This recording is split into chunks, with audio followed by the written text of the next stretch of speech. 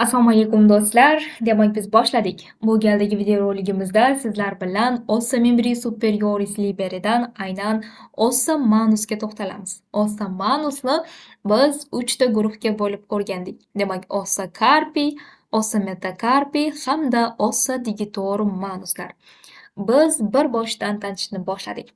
Ossa Carpi. Ossa Carpi o'z navbatida okskeletga nisbatan proksimal hamda distal qator suyaklariga bo'lib o'rganiladi va o'z ichida 8 dona kichik suyakchalarni oladi. Bu suyakchalarimiz o'z shakliga mos ravishda nomlangan.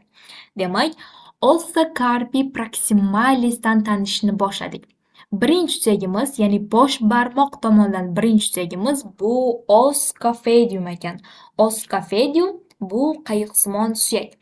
Qayiqsimon suyagimizni mana bu yerda tuberculum ossis scaphoidi degan qismi bor xolos va do'stlar, ko'rib turganingizdek pastdan distal qatorga birikyapti, yondan o'zaro birikyapti, tepadan antibraxiyaga birikadi. Mana shu qaysi yuzaga, qaysi suyak bilan biriksa, mana shu suyakka mos ravishda yuzalarni hosil qiladi. Shakli ham shunga mos ravishda. Demak, Oscafedumda ko'rsanglar, mana bu suyak uchun, buni hozir nomini aytaman, trapezium. Bu suyak trapezoideum, mana shu suyak uchun, mana bu yerda capitatum uchun bor, mana bu qismda lunatum uchun bor, yuqorisida ossa antibrachiya uchun bo'g'im yuzasi bor ekan. Demak, ko'rib turganingizdek, bitta suyakda mana shuncha bo'g'im yuzasi bo'lyapti. Bu qayerda joylashishiga ko'ra. Demak, qayerda joylashsa, qaysi suyak bilan yonma-yon tursa, mana shu suyak bilan o'zaro bog'langan ekan. Mana shu suyakka mos ravishda u yerda bo'g'im yuzasi mavjud ekan. Xo'p, davom etamiz. Navbatdagi suyagimiz bu os lunatum. Os lunatum oysimon yoki yarim oysimon suyak deb ataladi va os lunatum hamda os scaphoidum mana bu pastdagi distal qator suyagi bo'lgan capitatumni boshi kirib turishi uchun mana bu yerda bo'g'im chuqurligini hosil qiladi. Navbatdagi suyagimiz bu os triquetrum, ya'ni 3 qirrali suyak yokida 3 burchaksimon suyak deb ataladi. O'z navbatida u yuqorisida mana bu ustida alohida bitta suyakni tutib turibdi. Mana shu suyak uchun ustki qismida bo'g'im yuzasini hosil qiladi. Ha, yana do'stlar, Ossa Carpi proximalisdagi eng yirik suyak bu scaphoidum, ya'ni qayiqsimon suyak. Navbatdagi Ossa Carpi proximalisdagi suyagimiz bu os pisiforme, ya'ni no'xatsimon suyak ekan.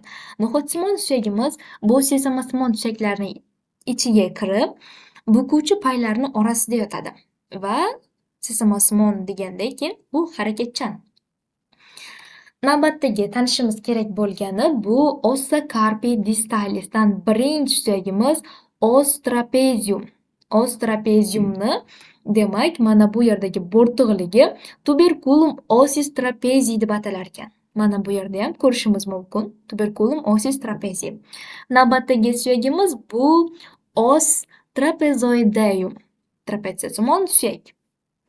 Navbatdagisi bo'lsa os capitatum. Os capitatum, ya'ni boshchali suyagimiz bu Ossa Carpi, ya'ni kafta suyaklaridagi eng yirik suyagimiz.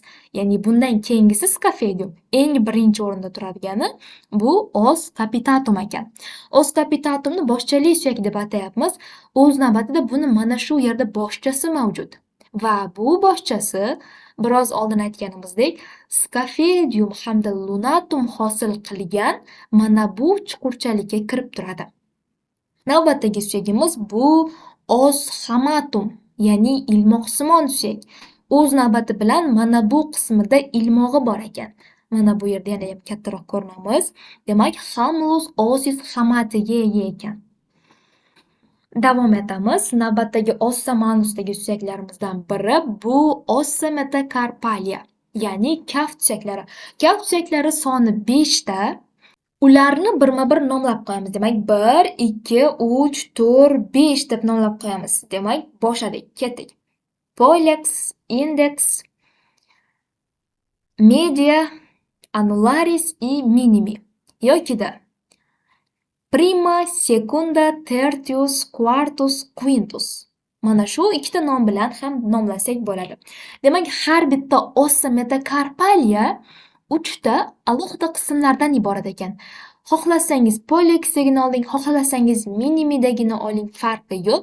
3 ta qismdan iborat ekan. Demak, bu qismi, ya'ni proksimal tomondagi qismi bazis osis metakarpaliya, o'rtadagi qism bo'lsa korpus osis metakarpaliya, distal tomondagi qismi kaput osis metakarpaliya deb ataladi.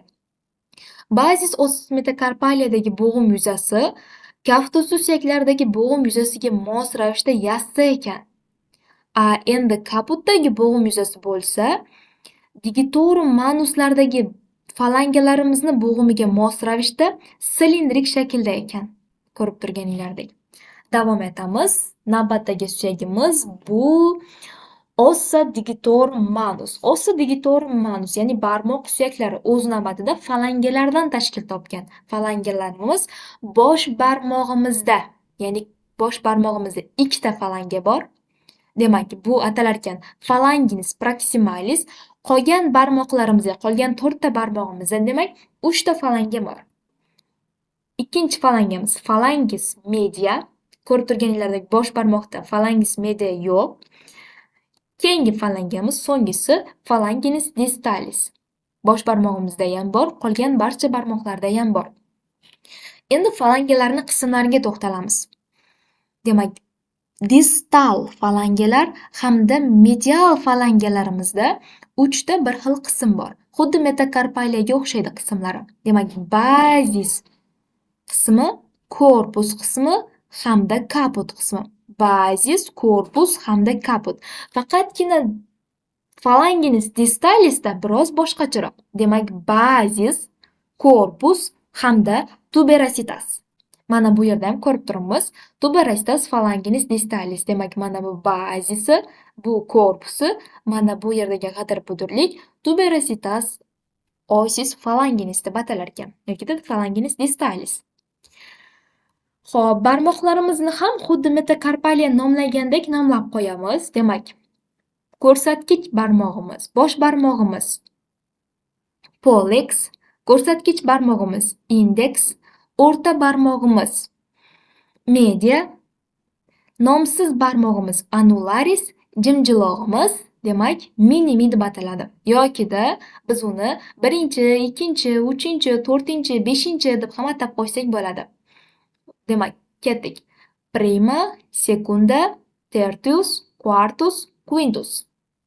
Yokida bosh barmoq, ko'rsatkich barmoq, o'rta barmoq, nomsiz barmoq и jimjimaloq deb ham nomlasak bo'ladi. Bu nomda bo'lsa, demak, hali aytganimizdek, demak, pollex, index, media, annularis и minimi deb nomlanadi. Demak, qo'l suyaklarida sizlar bilan gaplashishimiz mumkin bo'lgan qismlar mana shular edi. Keyingi videorolikimizda ko'rishguncha, xayr, salomat bo'ling.